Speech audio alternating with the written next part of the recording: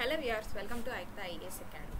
మనం జనరల్గా forest beat officer and assistant beat ఆఫీసర్కి సంబంధించి పార్ట్ బి ఏదైతే ఉందో ఈ యొక్క పార్ట్ బి జనరల్ సైన్స్కి సంబంధించిన చాప్టర్ వైజ్ క్వశ్చన్స్ అనేది డైలీ ప్రాక్టీస్ చేస్తున్నాం. So as part of day 5 ఈరోజు మనం ఎన్విరాన్మెంట్ అండ్ ఎన్విరాన్మెంటల్ ప్రొటెక్షన్కి సంబంధించిన క్వశ్చన్స్ అనేది ఈరోజు చూద్దాం, right? So coming to the first question, why is carbon monoxide and air pollutant? Carbon monoxide అనేది సోర్స్ ఆఫ్ ఎనర్జీ కాదండి, ఎన్విరాన్మెంట్ అండ్ ఎన్విరాన్మెంటల్ ప్రొటెక్షన్. ఇక్కడ mistake పడింది, sorry, right? So carbon monoxide అనేది ఎందుకు ఎయిర్ పొల్యూటెంట్ అని అడుగుతున్నారు. ఎందుకు air pollutant? Because it reduces the oxygen carrying capacity of the blood అనమాట. ఎలా జరుగుతుంది? కార్బన్ డైఆక్సైడ్ అనేది ఎయిర్ పొల్యూటెంట్ అన్నప్పుడు ఎయిర్లో ఉంటుంది అనమాట. సో ఎయిర్లో నుంచి మనం ఏం చేస్తాం? ఇన్హేల్ చేసుకుంటాం కదా. మనం ఇన్హేల్ చేసుకునే ఆక్సిజన్లో ఈ యొక్క కార్బన్ మోనాక్సైడ్ కూడా కలిసిపోయి ఉంటుంది. సో ఈ యొక్క కార్బన్ మోనాక్సైడ్ కూడా కలిసిపోయి ఉండడం వల్ల ఇది మన బాడీలోకి వెళ్ళినప్పుడు ఏం జరుగుతుంది అంటే ఆక్సిజన్ సప్లై ఏదైతే ఉంటుందో బ్లడ్లో ఈ యొక్క ఆక్సిజన్ సప్లైని రెడ్యూస్ చేయడం అనేది జరుగుతుంది. Next question, why is the environmental loss if many trees what is the environmental loss if many trees are cut in a forest to get would?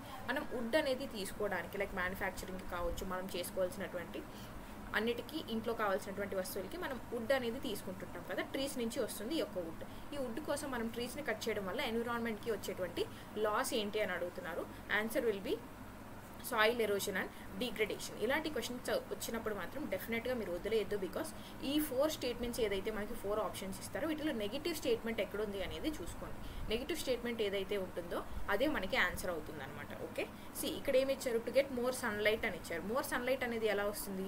So ఇది మనకి ఆప్షన్ కాదనమాట. To provide open space for other trees to grow అంటున్నాడు. ఇది కూడా మనకి answer కాదు. To give livelihood అంటున్నాడు. Livelihood ఎలాగ వస్తుంది? మనకు జరిగేది ఎన్విరాన్మెంటల్ లాస్ అంటున్నప్పుడు ఇక్కడ లైవ్లీహుడ్ అనే ఆప్షనే రాదు కదా. సో ఇది కూడా కాదు. సో ఇది నెగిటివ్ కాబట్టి ఇది మనకి ఆన్సర్ అవుతుంది అనమాట. Next question, which of the following groups of organisms help in keeping the environment clean? మన ఎన్విరాన్మెంట్ని క్లీన్గా ఉంచడానికి ఏ ఆర్గానిజమ్స్ హెల్ప్ చేస్తాయి అంటున్నారు. The answer will be bacteria and fungi. Bacteria and fungi ఎలా హెల్ప్ చేస్తాయి అంటే ఇవి రెండు మనకి తెలుసు డీకంపోజర్స్ అంటాం వీటిని. ఎందుకు డీకంపోజర్స్ అంటాం? బికాస్ ఏదైతే డెడ్ అండ్ డికే మ్యాటర్ అనేది ఉంటుందో మన సాయిల్లో దాన్ని ఈ యొక్క బ్యాక్టీరియా అండ్ ఫంగై అనేవి డీకంపోజ్ చేస్తాయి అనమాట. ఇలా డీకంపోజ్ చేయడం వల్ల ఏం జరుగుతుంది? న్యూట్రియంట్స్ అనేవి ఏవైతే ఉన్నాయో ఈ న్యూట్రియంట్స్ అనేవి సాయిల్లో కలిసిపోవడం జరుగుతుంది. సో సాయిల్ ఫర్టిలిటీ అనేది ఇంక్రీజ్ అవుతుంది కాబట్టి మన ఎన్విరాన్మెంట్ని క్లీన్గా ఉంచేవి bacteria and fungi. Next question, soil degradation is one of the major environmental problems being faced these days. A wide range of techniques to conserve soil are mentioned below. Select the incorrect. Soil conservation లో మనం use చేయనటువంటి method ఏది అని అడుగుతున్నారు. Answer వచ్చేసి option D, overgrazing. Overgrazing అనేది negative term అనమాట. So ఇది ఆన్సర్ అవుతుంది. మరి క్రాప్ రొటేషన్ అంటే ఏంటి? క్రాప్ రొటేషన్ అంటే నథింగ్ బట్ ఒక ల్యాండ్ అనేది మనం తీసుకున్నప్పుడు ఈ యొక్క ల్యాండ్లో సేమ్ క్రాప్ అనేది కాకుండా డిఫరెంట్ క్రాప్స్ అనేది మనం కల్టివేట్ చేస్తూ రావాలన్నమాట. దాన్ని ఏమంటాము? క్రాప్ రొటేషన్ అంటాం. ప్లాంటింగ్ ట్రీస్ అంటే నథింగ్ బట్ అఫారెస్టేషన్ అనమాట. ఓకే, నెక్స్ట్ టెర్రస్ ఫార్మింగ్ అంటే ఏంటి? టెర్రస్ ఫార్మింగ్ అంటే కూడా ఒక రకంగా మనం గ్రీనరీ అనేది ఇంక్రీజ్ చేస్తాం కాబట్టి ఈ 3 పాజిటివ్ స్టేట్మెంట్స్ అవుతాయి. ఓవర్ గ్రేజింగ్ అనేది over usage of the greenery or మనం ఎన్విరాన్మెంట్కి ఎక్కువ డ్యామేజ్ అనేది జరుగుతుంది కాబట్టి ఇది నెగిటివ్ టర్మ్ కాబట్టి ఇది మనకి సాయిల్ డిగ్రేడేషన్కి నెగిటివ్ అవుతుందని ఇది ఆన్సర్ అవుతుంది. Next, full form of POPs. POPs అంటే ఏంటి? Persistent organic pollutants. దీనికి సంబంధించి మనం ఒక ఇంటర్నేషనల్ లెవెల్లో కన్వెన్షన్ కూడా ఉంది. దాన్ని ఏమంటాము? స్టాక్హోమ్ కన్వెన్షన్ అని పిలుస్తాం, రైట్? సో మీరు ఒక పొల్యూషన్ గురించి చదివినప్పుడు కొన్ని ఆర్గానిక్ పొల్యూటెంట్స్ గురించి కానీ హజార్డస్ కెమికల్స్ గురించి కానీ ఓజోన్ లేయర్ గురించి కానీ చదివినప్పుడు దానికి సంబంధించిన ఇంటర్నేషనల్ ట్రీటీస్ కానీ కన్వెన్షన్స్ కానీ ఏమున్నాయి అనేది కూడా చూసుకోవాలి. బికాస్ దాని మీద కూడా క్వశ్చన్స్ అనేది అడగొచ్చు. Next question, which of the following materials are not biodegradable? అంటే సింపుల్గా ఏంటి? నాన్ బయోడిగ్రేడబుల్ ఏది అని అడుగుతున్నాడు. ఫస్ట్ మనకి బయోడిగ్రేడబుల్ అంటే ఏంటి, నాన్ బయోడిగ్రేడబుల్ అంటే ఏంటి అనేది తెలియాలి. బయోడిగ్రేడబుల్ అంటే నథింగ్ బట్ ఈజీగా గుర్తుపెట్టుకోండి, ఈజీగా ఏదైతే డీకంపోజ్ అయిపోతుందో దాన్ని ఏమంటామో బయోడిగ్రేడబుల్ అంటాము. ఏదైతే డీకంపోజ్ అవ్వదో దాన్ని ఏమంటాము? నాన్ బయోడిగ్రేడబుల్ అని అంటాం. మరి వీటిలో ఏది బయోడిగ్రేడబుల్, ఏది non biodegradable? Woollen blanket and jute rope అంటున్నాడు. ఇది డీకంపోజ్ అవుతుంది కాబట్టి డిగ్రేడబుల్. లెదర్ బెల్ట్, లెదర్ అంటే న్యాచురల్గా వచ్చేది కదా కాబట్టి ఇది కూడా biodegradable. Glass dish and plastic covers అంటున్నాడు. ప్లాస్టిక్ అనేది మనకు అంత ఈజీగా డీకంపోజ్ అవ్వదు కాబట్టి ఇది ఆన్సర్ అవుతుంది, రైట్? కార్డ్బోర్డ్ బాక్స్ అనేది కూడా పేపర్ బ్యాగ్ అనేది కూడా మనకి డీకంపోజ్ అవుతాయి కాబట్టి ఇవి కూడా biodegradable materials. Next question, in which year Namami Gange programme which is an integrated conservation mission approved as a flagship programme by the union government? ఏంటి నమామి గంగే ప్రోగ్రామ్? అసలు నమామి గంగే ప్రోగ్రామ్ అనేది మన గంగా రివర్ ఏదైతే ఉందో ఈ యొక్క రివర్ని రెజ్యువనేషన్ చేయడానికి లాంచ్ చేశారు. అంటే విచ్ ఈస్ నథింగ్ బట్ మన గంగా రివర్ ఏదైతే పొల్యూట్ అయిందో ఈ యొక్క పొల్యూషన్ని రెడ్యూస్ చేసి క్లీన్ చేయడానికి లాంచ్ చేసిందే నమామి గంగే ప్రోగ్రామ్. మరి ఎప్పుడు లాంచ్ చేశారు? 2014లో ప్రైమ్ మినిస్టర్ నరేంద్ర మోడీజీ గారు పవర్లోకి వచ్చిన తర్వాత ఈ యొక్క స్కీమ్ని లాంచ్ చేయడం జరిగింది. Next question, which of the following is a naturally occurring source of air pollution? మనం క్వశ్చన్ని చాలా బాగా చదవాలి. ఎందుకో చూడండి, సోర్స్ ఆఫ్ ఎయిర్ పొల్యూషన్ అని అడిగాడు అనుకోండి, ఇవన్నీ ఆన్సర్స్ అవుతాయి. మరి వాడు ఏం అడుగుతున్నాడు? న్యాచురల్లీ అక్కరింగ్ సోర్స్ అంటున్నాడు. న్యాచురల్ వేరు, ఆర్టిఫిషియల్ వేరు. సో వీటిలో మీకు ఇప్పుడు న్యాచురల్ ఏది, ఆర్టిఫిషియల్ ఆర్ మ్యాన్ మేడ్ ఏది అనే డిఫరెన్స్ తెలియాలి first.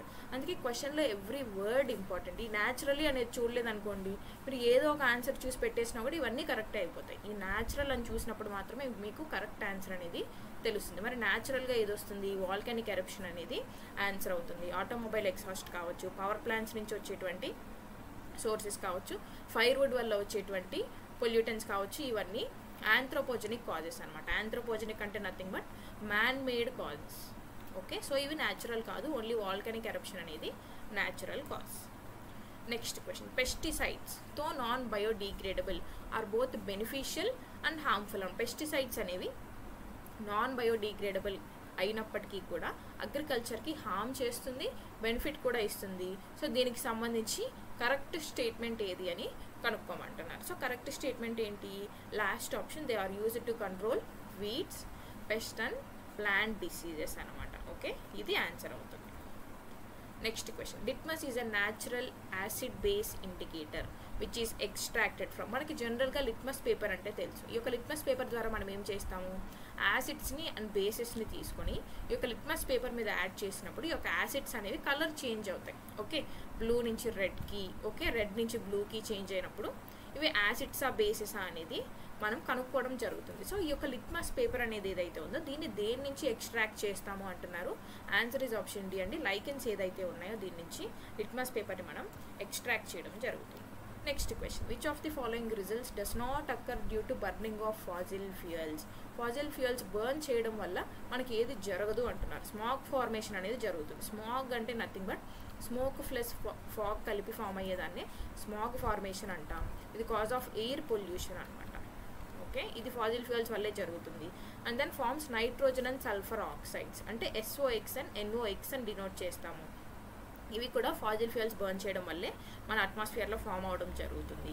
And then acid rain, ఇవి ఫామ్ అయిన తర్వాత మన ఎయిర్తో రియాక్ట్ అయిన తర్వాత SO2 అండ్ NO2 అంటే సల్ఫర్ డైఆక్సైడ్ అండ్ నైట్రోజన్ డైఆక్సైడ్గా ఫామ్ అయ్యి యాసిడ్ రెయిన్ వస్తుంది. సో ఇవి మూడు కూడా ఫామ్ అవుతాయి. And fourth option, reduction of ozone level అని ఇచ్చాడు. రిడక్షన్ కాదండి, ఇది ఇంక్రీజ్ అవుతుంది అనమాట. Okay, so option D is the answer. మన ఆయుక్త అకాడమీలో ఏపీ ఫారెస్ట్ ఆఫీసర్కి సంబంధించి, ఫారెస్ట్ బీట్ ఆఫీసర్కి సంబంధించి పార్ట్ బీస్ ఏవైతే ఎక్కువ స్కోరింగ్ సబ్జెక్ట్స్ ఉన్నాయో అలాగే ఎక్కువ వెయిటేజ్ ఉన్నటువంటి సబ్జెక్ట్స్ ఉన్నాయో వీటికి బ్యాచెస్ అనేది లాంచ్ చేయడం జరిగింది. క్లాసెస్ సక్సెస్ఫుల్గా FSOవి కంప్లీట్ చేయడం కూడా జరుగుతుంది. FBO రన్ అవుతూ ఉన్నాయండి. సో దీనిలో కోర్స్ డీటెయిల్స్ కనుక మీరు చూస్తే బైలింగ్వల్ క్లాసెస్ అంటే తెలుగు అండ్ ఇంగ్లీష్ మీడియంలో క్లాసెస్ కండక్ట్ చేస్తారు. అలాగే ప్రిలిమ్స్ అండ్ మెయిన్స్ రెండింటికి యూజ్ అయ్యేలాగా సిలబస్ మొత్తం that is new syllabus cover చేస్తారు. ఏదైతే మనకు లాస్ట్ మంత్ రిలీజ్ చేస్తారో ఆ న్యూ సిలబస్ బేస్డ్లో క్లాసెస్ అనేవి డీల్ చేయడం జరుగుతుంది. ఆ క్లాసెస్కి సంబంధించిన అప్డేటెడ్ PDF నోట్స్ కూడా మీకు ప్రొవైడ్ చేయడం జరుగుతుంది. Along with this live classes అనేవి ఏవైతే జరిగారో వాటి యొక్క రికార్డెడ్ వీడియోస్ అనేవి మీకు అవైలబుల్గా ఉంటాయి. దీంతో పాటు యూనిట్ వైజ్ ప్రాక్టీస్ క్వశ్చన్స్, FSOలో 11 యూనిట్స్ ఉన్నాయి మనకి, FBOలో 8 యూనిట్స్ ఉన్నాయి జనరల్ సైన్స్లో.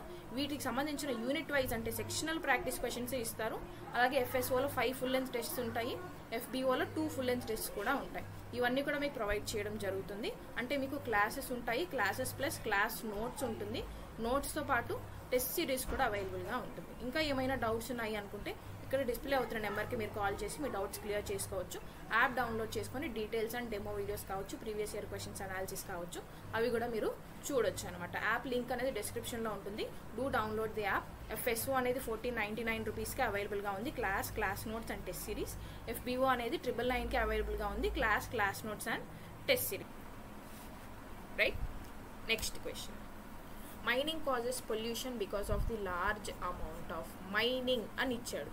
పొల్యూషన్ అండ్ మైనింగ్ వల్ల ఏ పొల్యూషన్ వస్తుంది? జనరల్గా మనకు తెలుసు అండర్ గ్రౌండ్ సాయిల్ పొల్యూషన్ అనేది జరుగుతుంది. మరి ఇక్కడ ఆప్షన్స్ చూడండి, స్లడ్జ్ అని ఇచ్చాడు, స్లర్రీ అని ఇచ్చాడు. ఇవి రెండు దేనికి సంబంధించినవి? ఇవి రెండు వాటర్ పొల్యూషన్కి సంబంధించినవి, రైట్? మైనింగ్ అంటే ఏంటి? సాయిల్ పొల్యూషన్కి సంబంధించినవి. సో ఇవి రెండిట్లో ఆప్షన్ అనేది అవ్వాలి. ఓర్ అంటే ఏంటి? ఓర్లో మనకు కావాల్సినటువంటి మెటల్ ఉంటుంది, అలాగే ఇంప్యూరిటీస్ కూడా ఉంటాయి.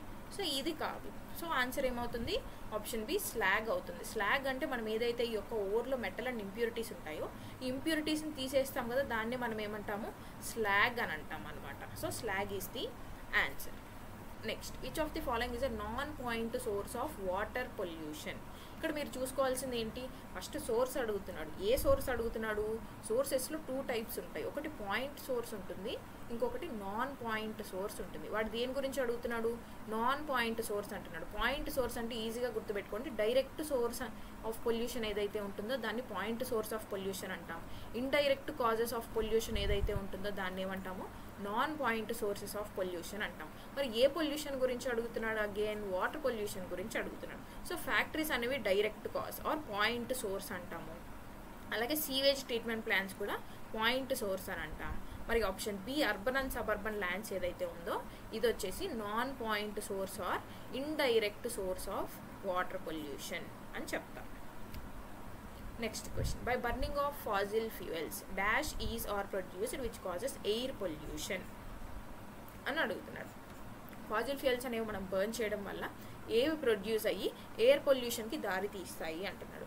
ఆన్సర్ వచ్చేసి smoke and fly ash. Unwanted noise వచ్చినప్పుడు మనకి ఎయిర్ పొల్యూషన్ వస్తుందా? రాదు. ఎక్సెసివ్ లైట్ వచ్చినప్పుడు ఎయిర్ పొల్యూషన్ వస్తుందా? రాదు. హీట్ అనేది జనరేట్ అయితే ఎయిర్ పొల్యూషన్ వస్తుందా? రాదు. సో ఆన్సర్ ఈ స్మోక్ అండ్ ఫ్లై యాష్. ఇవి మన ఎయిర్లో కలిసిపోయినప్పుడే మనకి స్మోక్ ప్లస్ ఫాగ్ అయిపోయి స్మాగ్ ఫార్మేషన్ అనేది జరుగుతుంది అనమాట. Okay, next question, which of the following statements is correct about BOD? అసలు బీఓడి అంటే ఏంటి? బీఓడి అంటే బయోకెమికల్ ఆక్సిజన్ డిమాండ్ అనమాట. చూడండి ఇక్కడ ఆప్షన్లో ఆల్రెడీ ఇచ్చాడు. అసలు బయోకెమికల్ ఆక్సిజన్ డిమాండ్ అంటే ఏంటి? ఒక వేస్ట్ వాటర్ మన దగ్గర ఉంది ఒక కంటైనర్లో అనుకుంటే, ఈ యొక్క వేస్ట్ వాటర్లో ఏముండాలి? డిజాల్వ్డ్ ఆక్సిజన్ ఉండాలి. ఎందుకు ఉండాలి ఈ యొక్క డిజాల్వ్డ్ ఆక్సిజన్? ఈ యొక్క డిజాల్వ్డ్ ఆక్సిజన్ యూజ్ చేసి ఈ యొక్క వాటర్లో కొన్ని మైక్రో ఆర్గానిజమ్స్ ఉంటాయి కదా, ఈ యొక్క మైక్రో ఆర్గానిజమ్స్కి కావాల్సిన డిజాల్వ్డ్ ఆక్సిజన్ ఎంత ఉంది? దేనికి కావాలి ఈ యొక్క మైక్రో ఆర్గానిజమ్స్కి డిజాల్వ్డ్ ఆక్సిజన్? ఇందులో ఉన్నటువంటి ఆర్గానిక్ మ్యాటర్ ఏదైతే ఉంటుందో దాన్ని బ్రేక్ డౌన్ చేయడానికి మైక్రో ఆర్గానిజమ్స్కి కావాల్సినటువంటి అమౌంట్ ఆఫ్ డిజాల్వ్డ్ ఆక్సిజన్ని క్యాలిక్యులేట్ చేయడాన్ని ఏమంటాము? బయోకెమికల్ ఆక్సిజన్ డిమాండ్ అని అంటాం, right? So option B correct, option C correct. Usually less than COD అంటున్నాడు. ఇది కూడా కరెక్టే. ఎందుకో చెప్తాను చూడండి. సిఓడి అంటే ఏంటి? కెమికల్ ఆక్సిజన్ డిమాండ్ అనమాట. కెమికల్ ఆక్సిజన్ డిమాండ్ అంటే అమౌంట్ ఆఫ్ ఆక్సిజన్ మాత్రమే. ఇక్కడ ఏమన్నాం? బీఓడిలో డిజాల్వ్డ్ ఆక్సిజన్ అన్నాము. కెమికల్ ఆక్సిజన్ డిమాండ్లో వచ్చేసరికి amount of oxygen required for oxidising అనమాట. ఆర్గానిక్ మ్యాటర్ ఏదైతే ఉంటుందో వాటర్లో దాన్ని ఆక్సిడైజ్ చేయడానికి మనకు కావాల్సినటువంటి అమౌంట్ ఆఫ్ ఆక్సిజన్నే సిఓడి అంటాం. జనరల్గా ఇది బీఓడి కంటే తక్కువే ఉంటుంది. ఇంకో పాయింట్ మీరేం గుర్తుపెట్టుకోవాలి? ఈ యొక్క బీఓడి వాల్యూ అనేది లెస్ దెన్ 5 ppm కనుక ఉంటే మనకు వాటర్ అనేది ప్యూర్గా ఉన్నాయి అని అర్థం. మోర్ దెన్ 17 కనుక ఉంటే వాటర్ అనేది వర్స్ట్ లెవెల్లో పొల్యూట్ అయిపోయాయి అని అర్థం. Okay, next, the primary cause of acid rain. Acid రెయిన్కి ప్రైమరీ కాజ్ ఏంటి అంటున్నాడు. మనం చాలా క్లాసెస్ నుంచి ఈ టాపిక్ డిస్కస్ చేస్తూనే వస్తున్నాము. సల్ఫర్ ఆక్సైడ్స్ కావచ్చు, నైట్రోజన్ ఆక్సైడ్స్ కావచ్చు, దీనికి ఆన్సర్ అవుతుంది. ఇవి ఎయిర్తో రియాక్ట్ అయినప్పుడు ఓకే ఏం ఫామ్ అవుతాయి? నైట్రోజన్ డైఆక్సైడ్ అండ్ సల్ఫర్ డైఆక్సైడ్గా ఫామ్ అయ్యి మనకి యాసిడ్ రెయిన్ అనేది రావడం జరుగుతుంది. సో ఈ ఆప్షన్స్లో ఎక్కడున్నాయి? ఇదిగోండి option B sulphur dioxide, right? Next, smog is a combination of. నేను ఇందాకే చెప్పాను స్మాగ్ అంటే దేని కాంబినేషన్? స్మోక్ అండ్ ఫాగ్ యొక్క కాంబినేషనే స్మాగ్ అనమాట. Next question, Taj Mahal is set to be suffering from marble cancer. What is marble cancer? తాజ్మహల్కి మనకు తెలుసు తాజ్మహల్ అనేది కంప్లీట్గా మార్బుల్తోనే కన్స్ట్రక్ట్ చేయబడింది అని మనకు తెలుసు. ఈ యొక్క మార్బుల్ అనేది రీసెంట్గా కరోడ్ అవుతుంది అని న్యూస్లో కూడా మనం చూసామన్నమాట. సో ఎందుకు కరోడ్ అవుతుంది? Because of acid rain. ఈ యాసిడ్ రెయిన్లో ఏదైతే మనం ఇప్పుడే చూసాం కదా sulphur dioxide and nitrogen dioxide ఉన్నాయో వీటి వల్ల ఈ యొక్క యాసిడ్ మార్బుల్ ఏదైతే ఉందో ఈ యొక్క మార్బుల్ అనేది కరోడ్ అవుతుంది అనమాట. ఓకే, దాన్ని ఏమంటాము, మార్బుల్ క్యాన్సర్ అని పిలవడం జరుగుతుంది. Right. Next question, the Stockholm convention on persistent organic pollutants was signed in the year. ఇది కూడా ఇందాకే డిస్కస్ చేసాం కదా. స్టాక్హోమ్ కన్వెన్షన్ దేనికి సైన్ చేసుకున్నాము, పర్సిస్టెంట్ ఆర్గానిక్ పొల్యూటెంట్స్ని రెడ్యూస్ చేసుకోవడానికి ఈ యొక్క ట్రీటీ అనేది మనం సైన్ చేసుకున్నాము. మరి ఇది నేషనల్ ట్రీటీయా ఇంటర్నేషనల్ ట్రీటీయా అంటే ఇది ఒక ఇంటర్నేషనల్ ట్రీటీ. ఓకే, మరి ఎప్పుడు సైన్ చేసుకున్నాం, 2001లో దీన్ని సైన్ చేసుకోవడం జరిగింది. Next question, global atmospheric temperatures are likely to be increased due to. Globally atmospheric temperatures అనేవి ఇంక్రీజ్ అవుతాయి దేనివల్ల అని అడుగుతున్నాడు. Answer is burning of fossil fuels అండి. మనం ఇక్కడ అన్నీ కూడా పొల్యూషన్ ఆర్ నెగిటివ్ ఇంపాక్ట్సే, కానీ ఎందుకు only burning of fossil fuels choose చేసాము అంటే సౌండ్ పొల్యూషన్ అనేది అన్ని దగ్గరలో ఉంటుంది, దీనివల్ల గ్లోబల్ టెంపరేచర్స్ ఇంక్రీజ్ అవుతాయని చెప్పగలమా, చెప్పలేము. సాయిల్ ఎరోజన్ అనేది అన్ని దగ్గరలో ఒకేలా ఉంది అని చెప్పలేము. ఫర్ ఎగ్జాంపుల్ మనం ఇండియాలో తీసుకున్నాం అనుకోండి, సాయిల్ డిగ్రేడేషన్ అనేది ఎంత ఉంది, అప్రాక్సిమేట్గా 28% ఉంది. సో వేరే కంట్రీలో తీసుకుంటే ఇది ఓన్లీ 10% ఉండొచ్చు. సో ఇది కూడా గ్లోబల్ లెవెల్గా మనం కన్సిడర్ చేయలేము. వాటర్ పొల్యూషన్ కూడా సేమ్ అంతే, మన కంట్రీలో ఉన్నట్టే వేరే కంట్రీలో ఉందని మనం క్యాలిక్యులేట్ చేయలేము, కాబట్టి ఇది కూడా ఆన్సర్ కాదు. But burning of fossil fuels అనేది అన్ని కంట్రీస్లోనూ చేస్తారు, బికాస్ అన్ని కంట్రీస్లోనూ మనకి ఫాజిల్ ఫ్యూయల్స్ అనేది అవసరం కాబట్టి, లైక్ పెట్రోలియం కావచ్చు, కోల్ కావచ్చు, న్యాచురల్ గ్యాస్ కావచ్చు, ఇవన్నీ మనం ఎవ్రీ కంట్రీలో యూజ్ చేస్తాం కాబట్టి ఇవి గ్లోబల్ లెవెల్గా కన్సిడర్ చేసి ఆప్షన్ బి అనేది ఆన్సర్ అవుతుంది. Right. So these are all the questions for today. We'll continue tomorrow. Subscribe for more such videos. Thank you so much.